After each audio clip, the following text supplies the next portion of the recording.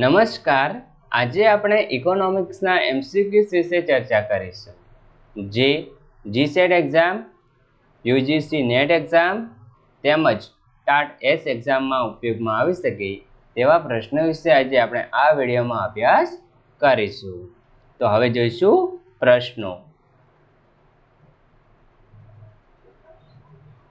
પ્રશ્ન નંબર 1. ચોક્કસ સમયે ઉત્પાદનના સાધનો દ્વારા જેટલા પ્રમાણમાં વસ્તુઓ ઉત્પાદન થાય છે તેને શું કહેવામાં આવે છે? જવાબ આવશે ઉત્પાદન. પ્રશ્ન નંબર 2.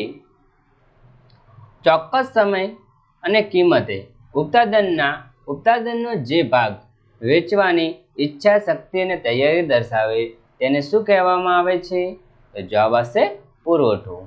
પુરવઠો એટલે શું કે ચોક્કસ સમય અને કિંમતે ઉત્પાદનનો જે ભાગ વેચવાની ઈચ્છા શક્તિ અને તૈયારી દર્શાવે તેને પુરવઠો કહેવામાં આવે છે, એટલે કે પુરવઠાની વ્યાખ્યા છે. પ્રશ્ન નંબર 3. વસ્તુના કુલ વેચાણ એકમોનું પ્રમાણ એટલે શું? તો જવાબ આવશે જથ્થો. પ્રશ્ન નંબર 4.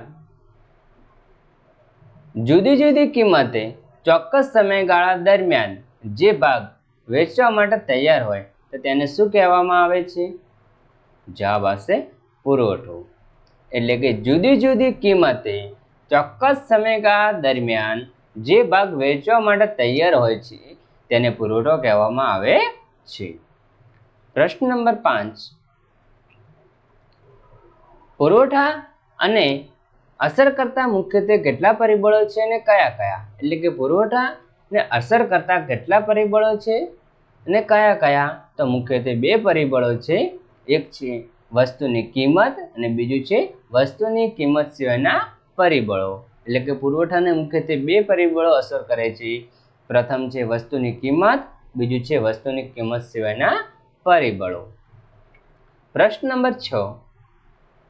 ઉત્પાદન અને ખર્ચમાં થતો ફેરફાર કોને અસર કરે છે? જવાબ આવશે પુરવઠાને. પ્રશ્ન નંબર 7. કિંમત અને પુરવઠા વચ્ચે કેવો સંબંધ છે? જવાબ આવશે સીધો સંબંધ છે. એટલે કે કિંમત અને પુરવઠા વચ્ચે કેવો સંબંધ છે? સીધો સંબંધ છે. પ્રશ્ન નંબર 8. વસ્તુની ઉત્પાદન કરતી પેઢીઓની સંખ્યામાં વધારો થતાં વસ્તુનો પુરવઠો કેવો રહેશે? તો જવાબ આવશે વધે છે. એટલે કે વસ્તુની ઉત્પાદન કરતી પેઢીઓની સંખ્યામાં જો વધારો થાય તો વસ્તુનો પુરવઠો કેવો રહેશે? તો પુરવઠો શું થાય છે? પુરવઠામાં વધે છે. બરાબર. પ્રશ્ન નંબર 9. કોઈ એક વસ્તુ માટે પુરવઠા ઉપર અસર કરતા પરિબળો કેવા સ્વરૂપમાં રજૂ કરવામાં આવે છે? તો જવાબ આવશે ગાણિતિક. એટલે કે કોઈ એક જ વસ્તુના માટેના પુરવઠા ઉપર અસર કરતા પરિબળો એ ગાણિતિક સ્વરૂપમાં રજૂ કરવામાં આવે છે. પ્રશ્ન નંબર 10. કોઈ પણ એક વસ્તુ માટેના પુરવઠા ઉપર અસર કરતા પરિબળો ગાણિતિક સ્વરૂપમાં રજૂઆત કરવામાં આવે છે તેને શું કહેવામાં આવે છે? જવાબ આવશે પુરવઠા વિધેય. એટલે કે કોઈ પણ એક વસ્તુ માટેના પુરવઠા ઉપર અસર કરતા પરિબળો ગાણિતિક સ્વરૂપમાં રજૂ કરવામાં આવે છે તેને શું કહેવામાં આવે છે? પુરવઠા વિધેય. પ્રશ્ન નંબર 11. અન્ય પરિબળો યથાવત રહે તો વસ્તુની કિંમતમાં વધારો થતાં તેના પુરવઠામાં શું પરિવર્તન જોવા મળે છે? તો જવાબ આવશે વિસ્તરણ થતો જોવા મળે છે. પ્રશ્ન નંબર 12.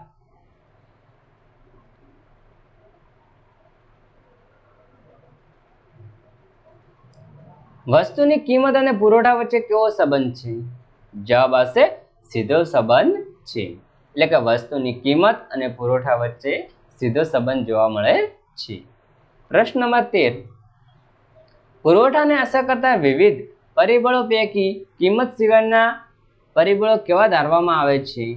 જવાબ આવશે સ્થિર ધારવામાં આવે છે. પ્રશ્ન નંબર 14. બજાર પુરવઠા રેખાનો ઢાળ કેવો હોય છે? જવાબ આવશે ધન ઢાળ. એટલે કે બજાર પુરવઠા રેખાનો ઢાળ કેવો હોય છે? તો ધન ઢાળ હોય છે. પ્રશ્ન નંબર 15. ભવિષ્યમાં ભાવો ઘટવાની અટકાળો હોય તો પેઢીઓની વર્તમાન પુરવઠામાં કેવો ફેરફાર થશે? તો જવાબ આવશે વધારો થતો જોવા મળશે.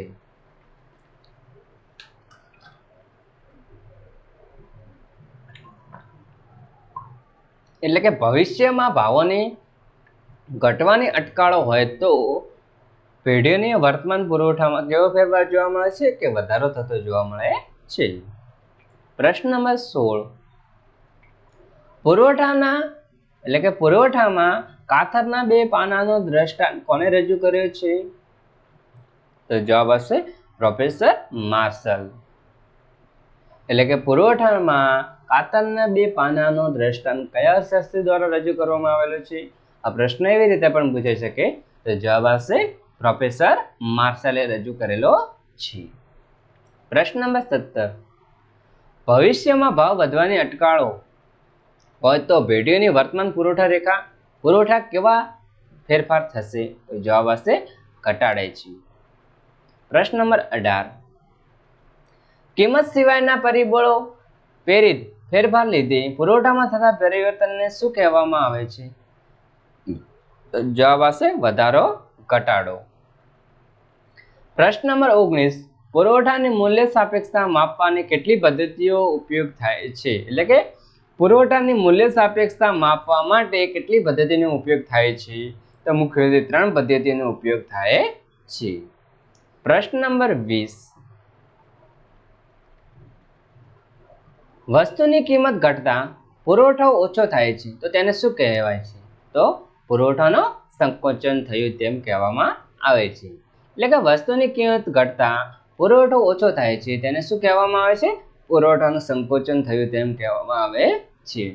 પ્રશ્ન નંબર 21. કિંમત ઘટાડાના કારણે પુરવઠામાં થતા ફેરફાર શું કહે છે? તો જવાબ આવશે ઘટાડો.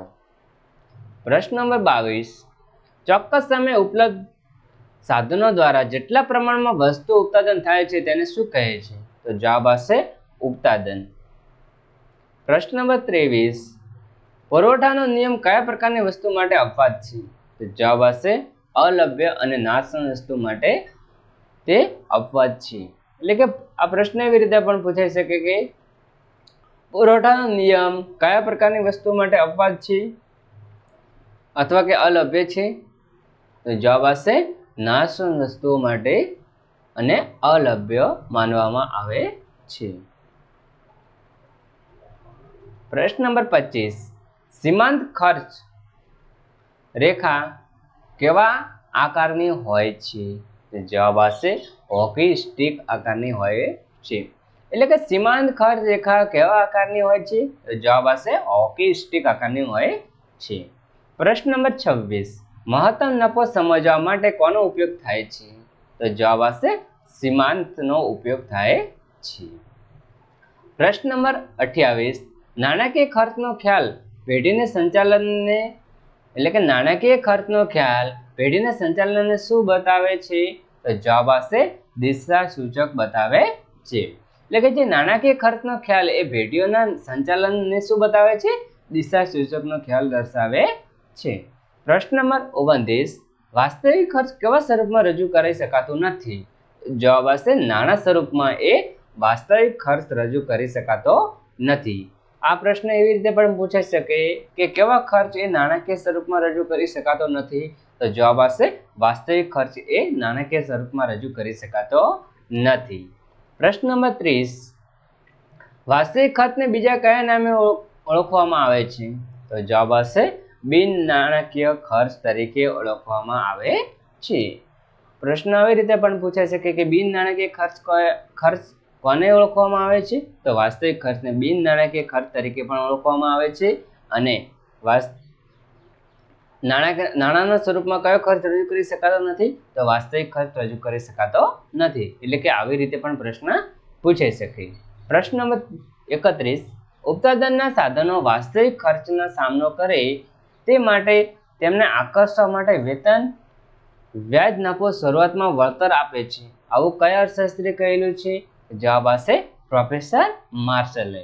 એટલે કે પ્રોફેસર માર્શલ એવું કહે છે કે ઉત્પાદનના સાધનો વાસ્તવિક ખર્ચનો સામનો કરે છે તે માટે તેમને આકર્ષવા માટે વેતન વ્યાજના નફાની શરૂઆતમાં જ વળતર આપે છે. આવું કયા અર્થશાસ્ત્રી જણાવેલું છે અથવા કયા અર્થશાસ્ત્રી કહેલું છે? તો જવાબ આવશે પ્રોફેસર માર્શલે કહેલો છે. પ્રશ્ન નંબર 32, વાસ્તવિક ખર્ચ માપવાની મુશ્કેલીઓ કેટલી છે? એટલે કે જે વાસ્તવિક ખર્ચ છે તે માપવા માટેની મુશ્કેલીઓ કેટલી છે? તો મુખ્યત્વે બે છે, એકો ઉપયોગી અને બીજું છે વિશિષ્ટ ઉપયોગી સાધનો. પ્રશ્ન નંબર 33, થાક, કંટાળો, ત્યાગ, કષ્ટ અને ચિંતા એ કેવી બાબત છે? તો જવાબ આવશે મનોવૈજ્ઞાનિક કે આત્મલક્ષિત બાબત છે. પ્રશ્ન નંબર 34, વૈકલ્પિક ખર્ચ કયા અર્થશાસ્ત્રી રજૂ કરેલો છે? તો જવાબ આવશે ઓસ્ટ્રિયન. એટલે કે વૈકલ્પિક ખર્ચ એ કયા અર્થશાસ્ત્રી દ્વારા રજૂ કરવામાં આવેલો છે? સૌપ્રથમ તો જવાબ આવશે ઓસ્ટ્રિયને રજૂ કરેલો છે. પણ આ પ્રશ્ન એવી રીતે પણ પૂછી શકે કે વૈકલ્પિક ખર્ચ વ્યવસ્થિત રીતે કયા અર્થશાસ્ત્રી રજૂ કરેલો છે? તો જવાબ આવશે પ્રોફેસર માર્શલ. પણ વૈકલ્પિક ખર્ચ કયા અર્થશાસ્ત્રી રજૂ કરેલો છે? તો એવી રીતે પણ પ્રશ્ન પૂછાય તો જવાબ આવશે ઓસ્ટ્રિયને રજૂ કરેલો છે. પણ વ્યવસ્થિત રીતે પૂછાય તો પ્રોફેસર માર્શલ જવાબ આવશે. પ્રશ્ન નંબર 36, ઉત્પાદનના સાધનો કોઈ એક જ કાર્યમાં રોકવામાં આવે તો ઉત્પાદનના બીજો શ્રેષ્ઠ વિકલ્પ જતો કરવો પડે તો તેને શું કહેવાય છે? તો જવાબ આવશે વૈકલ્પિક. પ્રશ્ન નંબર 37, સમયને આધારે ટૂંકા ગાળામાં કેવો ખર્ચ રજૂ કરવામાં આવે છે? તો જવાબ આવશે નાણાકીય ખર્ચ રજૂ કરવામાં આવે છે. પ્રશ્ન નંબર 38, ઉત્પાદન ખર્ચનું વર્ગીકરણ મુખ્યત્વે કેટલી રીતે થાય છે? જવાબ આવશે બે રીતે. પ્રથમ છે ટૂંકા ગાળાનું ઉત્પાદન, બીજું છે લાંબા ગાળાનું ઉત્પાદન. એટલે કે ઉત્પાદન ખર્ચ મુખ્યત્વે બે રીતે રજૂ કરવામાં આવે છે, એક ટૂંકા ગાળામાં એક અને બીજું છે લાંબા ગાળામાં. પ્રશ્ન નંબર 39, ટૂંકા ગાળાના ઉત્પાદન ખર્ચમાં કેટલા પ્રકાર પાડવામાં આવે છે? તો ટૂંકા ગાળાના ઉત્પાદન ખર્ચમાં મુખ્યત્વે બે પ્રકાર પાડવામાં આવે છે. પ્રથમ છે સ્થિર ખર્ચ, બીજું છે અસ્થિર ખર્ચ. તો સ્થિર ખર્ચમાં પેટા પ્રકાર છે સરેરાશ સ્થિર ખર્ચ અને અસ્થિર ખર્ચમાં પેટા પ્રકાર છે સરેરાશ સ્થિર ખર્ચ. એટલે કે ટૂંકા ગાળામાં મુખ્યત્વે બે પ્રકાર પાડવામાં આવે છે, જે પ્રથમ છે અસ્થિર ખર્ચ, બીજું છે અસ્થિર ખર્ચ. તો સ્થિર ખર્ચમાં પેટા પ્રકાર છે સરેરાશ સ્થિર ખર્ચ અને અસ્થિર ખર્ચના પેટા પ્રકાર છે સરેરાશ અસ્થિર ખર્ચ. પ્રશ્ન નંબર 40, સમયના ટૂંકા ગાળામાં આવતા પ્રમાણ વધે કે ઘટે, શૂન્ય થાય પરંતુ ખર્ચમાં કોઈ ફેરફાર ન તો તેવા ખર્ચને શું કહેવામાં આવે છે? તો જવાબ આવશે સ્થિર ખર્ચ. એટલે કે સમયના ટૂંકા ગાળામાં આવતા પ્રમાણનો વધે કે ઘટે, શૂન્ય ના થાય પરંતુ જે કોઈ ફેરફાર ન હોય તેવા ખર્ચને શું કહેવામાં આવે છે? સ્થિર ખર્ચ કહેવામાં આવે છે. પ્રશ્ન નંબર 41, સ્થિર ખર્ચનું બીજું કયા નામે ઓળખવામાં આવે છે? તો જવાબ આવશે ઓવરહેડ તરીકે ઓળખવામાં આવે છે. પ્રશ્ન નંબર 42, અસ્થિર ખર્ચને બીજા કયા નામે ઓળખવામાં આવે છે? અસ્થિર ખર્ચને બીજા કયા નામે ઓળખવામાં આવે છે? આ પ્રશ્ન એવી રીતે પૂછાયેલો છે તો સ્થાયી ખર્ચ તરીકે ઓળખવામાં આવે છે, પ્રત્યક્ષ અને મુખ્યત્વે ખર્ચ તરીકે પણ ઓળખવામાં આવે છે. જ્યારે સ્થિર ખર્ચને ખાલી ઓવરહેડ તરીકે ઓળખવામાં આવે, જ્યારે અસ્થિર ખર્ચને સ્થાયી ખર્ચ, પ્રત્યક્ષ કે મુખ્ય ખર્ચ તરીકે પણ ઓળખવામાં આવે છે. પ્રશ્ન નંબર 43, સ્થિર ખર્ચ અને અસ્થિર ખર્ચ વચ્ચેનો તફાવત માત્ર કેવા સમયગાળામાં શક્ય છે? તો જવાબ આવશે ટૂંકા ગાળામાં શક્ય છે. પ્રશ્ન નંબર 44, લાંબા ગાળે તમામ ખર્ચો કેવા થઈ જાય છે? તો જવાબ આવશે અસ્થિર થઈ જાય છે. એટલે કે લાંબા ગાળે તમામ ખર્ચો કેવા થઈ જાય છે? લાંબા ગાળે તમામ ખર્ચો અસ્થિર ખર્ચ થઈ જાય છે. પ્રશ્ન નંબર 45, ઉત્પાદન શૂન્ય હોય ત્યારે સ્થિર ખર્ચ કેવા હોય છે? જવાબ આવશે શૂન્ય. પ્રશ્ન નંબર 46, ટૂંકા ગાળામાં સ્થિર ખર્ચ કેવો હોય છે? તો જવાબ આવશે નિશ્ચિત. પ્રશ્ન નંબર 47, સ્થિર ખર્ચ એટલે કે સ્થિર ખર્ચ ઉત્પાદન સાથે કેવી રીતે સંકળાયેલો હોય છે? તો જવાબ આવશે સીધી રીતે. પ્રશ્ન નંબર 48, અસ્થિર ખર્ચ મુખ્યત્વે કોને કહ્યો છે? એટલે કે અસ્થિર ખર્ચ મુખ્યત્વે ખર્ચ કોને કહ્યો છે? અથવા આવું કયા અર્થશાસ્ત્રી કહેલું છે? એટલે કે જે અસ્થિર ખર્ચ છે તેને મુખ્ય ખર્ચ કોને કોને કહ્યું છે? અથવા કયા અર્થશાસ્ત્રી આવું કહેલું છે? તો જવાબ હશે પ્રોફેસર માર્શલ એવું કહે છે કે અસ્થિર ખર્ચ એ મુખ્ય ખર્ચ તરીકે ઓળખવામાં આવે છે. પ્રશ્ન નંબર 49. કુલ ખર્ચનું સૂત્ર. કુલ ખર્ચ ઇક્વલ ટુ કુલ સ્થિર ખર્ચ પ્લસ કુલ અસ્થિર ખર્ચ, એટલે કે TC equal to TFC plus TVC. પ્રશ્ન નંબર 50. સરેરાશ સ્થિર ખર્ચનું સૂત્ર. ઉપર કેનું સૂત્ર હતું? કુલ ખર્ચનું સૂત્ર હતું. આ છે સરેરાશ સ્થિર ખર્ચનું સૂત્ર.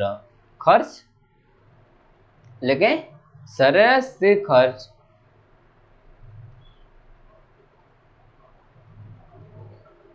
સરેરાશ સ્થિર ખર્ચ ઇક્વલ ટુ કુલ ખર્ચ કુલ સ્થિર ખર્ચ ભાગ્યા કુલ ઉત્પાદન.